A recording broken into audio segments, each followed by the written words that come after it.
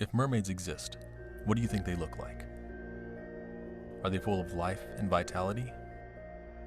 Are they beautiful and majestic? Or are they scaly and swift, as powerful as an ocean current and as deadly as the depths they swim in? That's what we're talking about today on Adventure Explore Discover. Do you believe in mermaids? My wife and I recently went to the Georgia Aquarium, and it was really awesome. We saw sharks, turtles, the fish from Finding Nemo, and we even got into the dolphin show for free. But then we saw something that got me thinking. Two things really. One, I saw an injury on the back of one of the beluga whales that just looked odd, as if something clawed at it. And while I'm sure the beluga was probably just injured by a fishing tool of some sort or even just an accident, somehow this picture just started this entire series of thoughts and questions in my head. And two, the beluga whales themselves. When you look at the bottom of them, it kind of looks like they have legs. But we're in a well-lit room in crystal clear water. It's pretty impossible that a sailor would see a beluga whale in the murky waters of the wild seas. Then I thought about manatees. And again, look at this and look at this. In what world would anyone actually mistaken a manatee for a mermaid? And also, yes, I am aware that there were some hallucinations causing sailors to believe they saw things that weren't actually there. But if that were the case for these mermaids, they would be isolated incidents. We would only hear about people spotting these creatures due to some form of hallucination, but they're not isolated. They exist in a lot of cultures all over the world, including Native American cultures as well. So today we're going to look at three basic aspects of the mermaid phenomenon. Is it physically possible? Because if it isn't possible, then we might as well not bother with the rest. Who has seen them? Are they credible people or just delirious pirates and sailors? And lastly, what cultures do they exist in? But the most important part, after I give you all this information I've compiled, I want to know what you think. So does the ocean meet the three basic needs that all animals have to survive? Food, water, and shelter. For food, there's fish, crabs, shrimp. If they use tools, larger animals like shark and possibly even whales. And there's also seaweed too. There's plenty of food in the ocean. Water, it's the ocean. Shelter is the only one that may be an issue. If they're born like humans are, then it may be difficult to protect your young in an ocean full of predators. Literally, you'd have to have a community or at least an underwater cave system to hide in to protect yourself and your family. Or if they're born like other fish, then they'd be much more numerous. Nature, as many of us know, can create some very unique animals. Look at the platypus, for example. A mammal that is poisonous, and it hatches from an egg with the bill of a bird. So I'd say yes, it's absolutely possible for some mermaid type animal to exist and thrive in the vastness of the oceans and seas. If every sighting of a mermaid was because of some hallucinating sailor starved of nutrients, then it's pretty obvious we can push it aside as some sort of seasick side effect. But it's not. You don't become one of the most famous and feared pirates by being a loopy loon. So it stands to reason Blackbeard's sightings of mermaids are legitimate, because it wasn't only Blackbeard, but also his crew.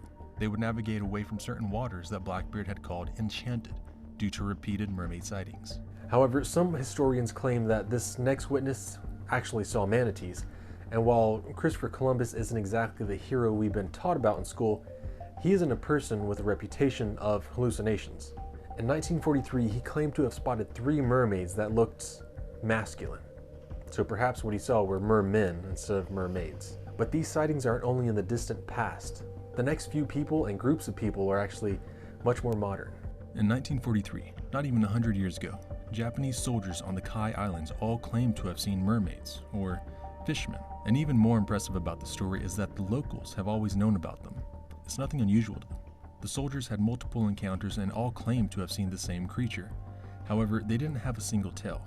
They were described as having spikes on the spine, shoulders, and neck. They were said to have light pink skin, similar to salmon, and a mouth like a carp. And instead of a single tail, they had 2 frog-like long fins and long arms. Definitely nothing like the Little Mermaid.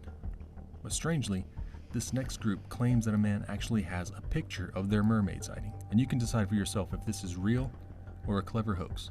In 1998, a boat full of nearly a dozen people claimed to have seen this creature, and a man known as Jeff Liker actually took 3 pictures. They were about 20 minutes off the coast of Kauai, and Jeff was a videographer and diver. During their outing, they spotted this creature. Jeff dove down in an attempt to see it. It was swimming and playing with a pod of dolphin. This is one of the images he captured. After the pictures, the creature reportedly swam off into the depths of the ocean until it disappeared from sight. Since then, he submitted his photographs to 3 high-profile photography labs, and they all said the pictures are real.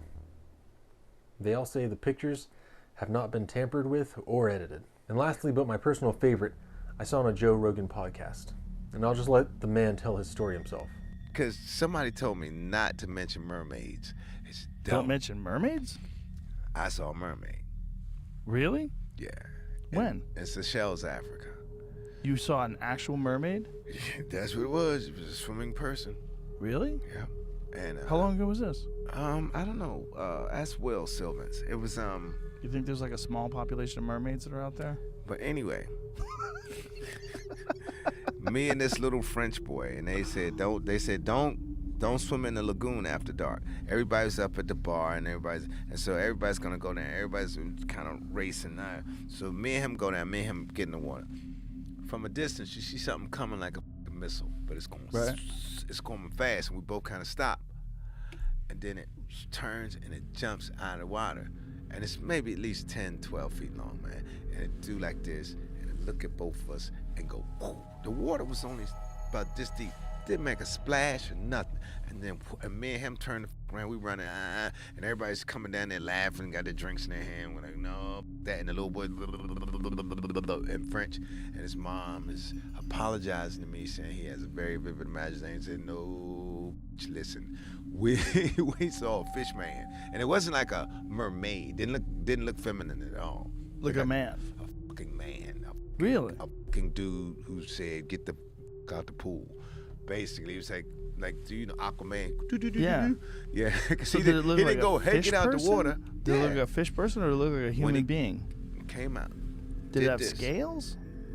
It was kind of dark. Dark like a dolphin? No, but he had, the back of him was fish. The back of him was fish.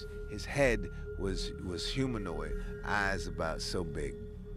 Then, if you Google it, the lagoons of Seychelles. Okay. And I ain't the first person to see Really? in them waters. When it comes to spotting a mermaid, it isn't just an isolated incident by old pirates and sailors. It happens to people from all walks of life throughout all of history. And even in folklore, they exist all over the world. In Brazil, there's the ipupiara. It's got a seal's head, a human's body, and fishtails. They're not friendly though, and they often eat parts of humans and kill people by hugging them to death. In Colombia, there's El Hombre Caman, which is a man that was cursed for being a peeping Tom. He's got the head of a man and the body of a caiman or alligator. Even Canada has their own creatures known as Ojibwa mermaids. They're more like the versions that a person could have a romantic interest in, but according to the legends, they never end well. Now, I've got 2 more mermaids to mention, and then I want to bring up something that I've noticed from reading a lot of folkloric tales. It might make you think differently about things. In Slavic Eurasia, you have the rusalka, which is a woman that lives in ponds and lakes waiting for handsome young men to drown. They live in these lakes because they're victims that drown themselves in order to escape an abusive relationship. But each origin of the rusalka varies. Lastly, before I get to what I was mentioning earlier, mermaids even exist in Native American cultures. The following is from the Algonquin Legends of New England by Charles G. Leland. The story is about 2 girls who disobeyed their parents and became mermaids by swimming in a place that they were told not to. They were all slimy. They grew to be snakes from below the waist. After sinking a few times in this strange slime, they became very handsome, with long black hair and large, bright black eyes, with silver bands on their neck and arms. So this is what I was talking about earlier. If you read enough of these stories, you'll find something interesting. The Cherokee themselves have stories why the buzzard doesn't have any feathers on its head or why the deer have antlers, and even some reasons as to how these animals came into existence. They use stories to explain how these real animals came to be. So, what if, just what if, they also use these stories to explain how mermaids came to be? Because they're not just legends, but real humanoid creatures that are played up to be something more than what they are. What if they're actually out there, hiding below the surface of the water, waiting for you or I to come a little too close. Let me know what you believe down in the comments, and after you've liked and subscribed, YouTube says you're going to want to see this video next, and I'll see you there.